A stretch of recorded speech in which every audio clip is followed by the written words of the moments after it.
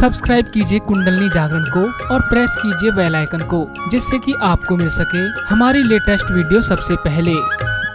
अब ये जो विशुद्धि चक्र है, इस विशुद्धि चक्र में मानव विराट के संबंध से जुड़ जाता है। जैसे आपने मेरे और हाथ किया है, अब इस हाथ करने में बैठे से हाथ करके अच्छा रहेगा। इसी हाथ से जो एक नाड़ी आती है यहाँ और यहाँ, ये विशुद्धि चक्र में होती है। तो सर्वप्रथम इन्हीं हाथ से देखिए, मनुष्य का हाथ और जानवर का हाथ बहुत ही अंतर है। जानवर के पास तो हाथ पैर में कोई अंतर भी नहीं है। मनुष्य का हाथ कितना सुंदर है और कितना सुबक है, और इसमें कितनी ज्यादा कला कौशल्य है, कभी हम इसको समझते नहीं, टेकन फॉर ग्रांटेड।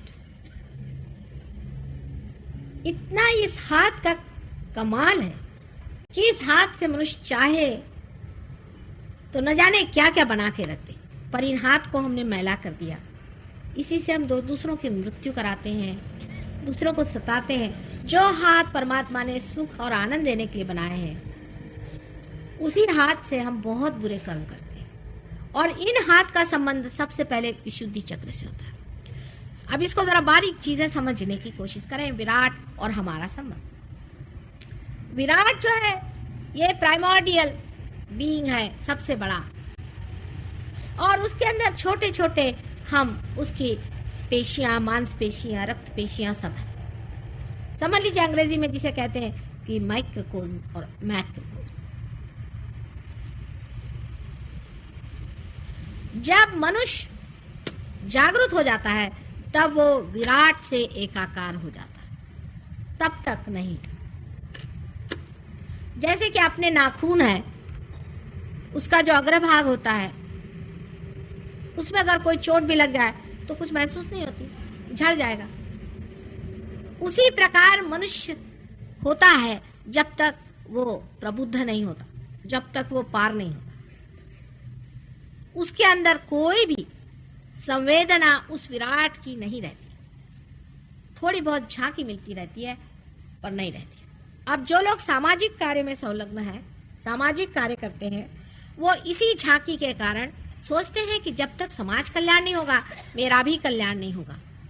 जरा ठहर जाइए आप, अब ये देते हैं सबका ध्यान वहां जाएगा, क्योंकि चित्ता भी लोगों का स्थिर नहीं है। आप लोग कोई भी बंधन वगैरह मत दीजिए, फौरन लोग आंखें घुमाने लग जाते हैं। जरा चित्त को थोड़ा स्थिर करके सुने बात।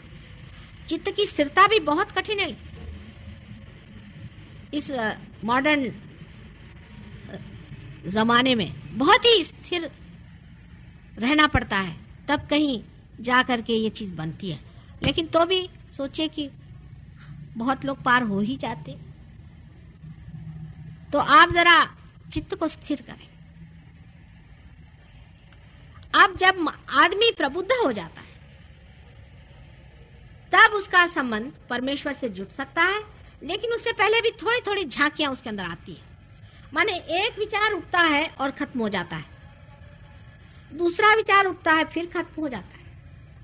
हम लोग विचार का उठना देख सकते हैं, उसका गिरना नहीं देख सकते। जब विचार उठता है तब तो हम एक नाड़ी पर होते हैं, और जब गिरता है तो दूसरी नाड़ी पे चले जाते हैं।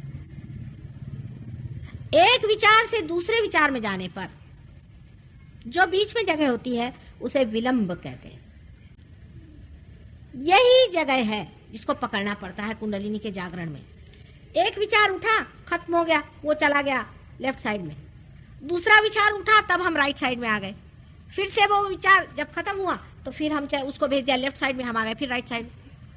विचारों पे हम कूदते रहते हैं। एक विचार को फेंक दिया लेफ्ट में, दूसरे विचार को फेंक दिया लेफ्ट में, लेकिन जो बीच में जगह है वही वर्तमान प्रेजेंट है, वो बहुत थोड़ी है हमारे अंदर। विलंब की जगह बहुत थोड़ी सी होती है। इसीलिए हमेशा हम फ्यूचर की सोचते रहते हैं, कभी कभी पास्ट की सोचते हैं, कभी फ्यूचर की सोचते हैं, पर जो बीच की जगह उसे हम नहीं पकड़ पाते। ये दोनों ही चीज विशुद्धि चक्र से हमारे अंदर उठती हैं। ये विशुद्धि चक्र से ही होता है, उसका कंट्रोलिंग पॉइंट तो ये है। लेकिन विशुद्धि चक्र से ही हम अपना ईगो और सुपर ईगो बनाते रहते हैं। अब विराट से एकाकार होने के लिए मोहम्मद साहब ने बताया है कि ऐसे हाथ रखना चाहिए, सारा नमाज जो है वैसा ही, क्योंकि इन 5 उंगलियों में 5 चक्र हैं। आप किताब ले लें तो आपको पता चल जाएगा मैं क्या कह रही हूँ। इस चक्र में स्वादिष्टान चक्र है जो कि आपको दिखाएंगे। यहाँ ये स्वादिष्टान चक्र, पहले मूलाधार से शुरू करें। ये मूलाधार चक्र है, ये स्वादिष्टान, ये नाभि, ये हृदय और ये विशुद्धि। कृष्ण के इस हाथ में सुदर्शन चक्र रहता है, ये विशुद्धि चक्र है। और ये आज्ञा और ये सहस्त्रार है और ये वॉइड है जो दिखाया गया यहाँ पर, ये गुरु के तत्व हैं सारे। इस प्रकार पूरे हाथ में ही इंसान की पूरी डेस्टिनी है, उसका पूरा सब कुछ चित्र इस हाथ में और पैर में भी है। लेकिन पैर में फर्क है, हाथ में फर्क है। पैर के बारे में बाद में बताऊं। हाथ इस तरह के होते हैं। अब इस हाथ में जब आप ऐसे हाथ करते हैं तो आपके जो सिंपैथेटिक जो चक्र है, जो लेफ्ट और राइट सिंपैथेटिक से, इस तरह से समझ लीजिए कि लेफ्ट है और राइट है, दो हैं सिंपैथेटिक। ये लेफ्ट है राइट है, ये जब घूमते हैं इस तरह से और जब बहुत ज्यादा घूमने लग जाते हैं तो टूट जाते हैं। इसी के अंदर में डेटीज होते हैं, इसी के अंदर में देवता होते हैं। जब आपने ये ज्यादा घुमाया तो भी टूट जाएगा, ये ज्यादा घुमाया तो भी टूट जाएगा। अति ज्यादा टूटने से आदमी टूट जाता है, टूटते ही साथ वो अलग हट जाता है। और विशुद्धि चक्र जो है जब टूटता है तब आदमी आर्बिट्ररी हो जाता है। अब जैसे आदमी ईगो ओरिएंटेड है तो उसका ईगो बढ़ता गया, बढ़ते बढ़ते बढ़ते बढ़ते बढ़ते बढ़ते सारा छा गया, तो उसका संबंध एकदम टूट गया विराट से। कोई भी उसमें संवेदना नहीं रही, वो सोचता मैं ही हूं।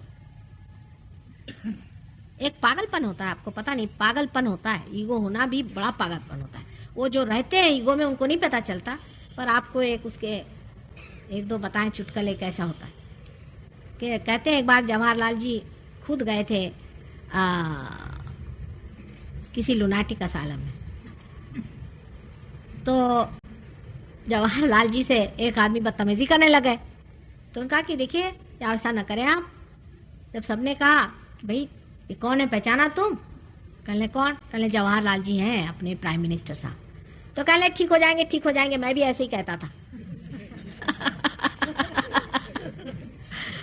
दूसरे मैंने आपको पीए साहब की बात बताई थी कि कोई साहब मिनिस्टर साहब से मिलने गए, वहां एक पीए साहब बहुत कूद रहे थे, वो किसी से ठीक मुंह बात ही न करें। तो उन्होंने पूछा कि भाई आप क्यों कूद रहे हैं, क्या बात है, आप इतने नाराज क्यों होते हैं? देखिए चित्त को जल्दी जल्दी ना हटाएं। हम बात कर रहे हैं ना, इधर ही रखें। कोई इधर बात करते उधर बात करते, चित्त को हटाना नहीं चाहिए। ये बहुत जरूरी है, क्योंकि कुंडलिनी को मैं चला रही हूँ, बात कर रही हूँ, लेकिन कुंडलिनी हटा रही हूँ, आपकी विशुद्धि साफ कर रही हूँ। हाँ, तो कैसे लगे कि आप उछल कूद क्यों कर रहे हैं? कहले आपको पता नहीं मैं पिए हूँ? कहले हमको क्या पता था आप पिए हुए हैं, हम नहीं आते था, माफ कर दीजिए, जा रहे अपने घर। तो ये बिल्कुल बंदर की आदत है, बिल्कुल बंदर हो जाते हैं। और आपने पढ़ा ही होगा, रामचरितमानस में भी, रामायण में भी वर्णन है कि नारद मुनि को एक दिन ईगो हो गया तो कैसे बंदर हो गए थे, अंत में उनका ईगो कैसा उतारा गया। तो ईगो ओरिएंटेड जब आदमी होता है तो भगवान बचाए रखे उसे। आपको अगर इस रास्ते से आता हो तो आप दूसरे रास्ते से चले जाइए, क्योंकि वो तो घोड़े पे सवार होते, उनको तो होश नहीं रहता। वो सोचते कि हमसे बढ़ के कोई नहीं दुनिया में। तो इस चीज की वजह से आदमी जो होता है आर्बिट्ररी हो जाता है, माने उसके देवता टूट गए, वो अकेला ही अपना दौड़ता है, मैं ये करूंगा वो करूंगा। हिटलर इसका बड़ा अच्छा उदाहरण है। और बड़ा वो, उसको लगता है कि मुझसे बढ़ के अच्छाई कोई कर ही नहीं सकता, सब अच्छाई मैं ही करता। अगर मैंने जूस को खत्म कर दिया तो बड़ा भारी धर्म कार्य कर दिया, अगर मैंने सबको गैस चैम्बर में मार डाला तो इससे भी बड़ा मैंने धर्म कार्य, अगर मैंने जर्मन रेस को उठाना चाहा तो बड़ा ही धर्म कार्य। उसके समझ में नहीं आता, वो अंधा हो जाता है, आर्बिट्ररी हो जाता है, जिसको आप कह सकते हैं कि वो मैलिग्नेंट हो जाता है, माने वो कैंसर का एक सेल हो जाता है। कैंसर भी इसी तरह से हमारे अंदर बनता है। कैंसर हर समय हमारे अंदर बनता है और टूटता है। जैसे कि ये मैंने आपसे दिखाया ना, अब कोई से भी आपकी गति ज्यादा हो जाए, सिंपैथेटिक की, लेफ्ट या राइट, कोई सी भी ज्यादा गति हो जाए तो उस गति के चलन वलन से देवता सो जाते हैं, उसके बाद आप अलग हो गए, चाहे जो करिए। अब वो सेल्स मैलिग्नेंट हो गए,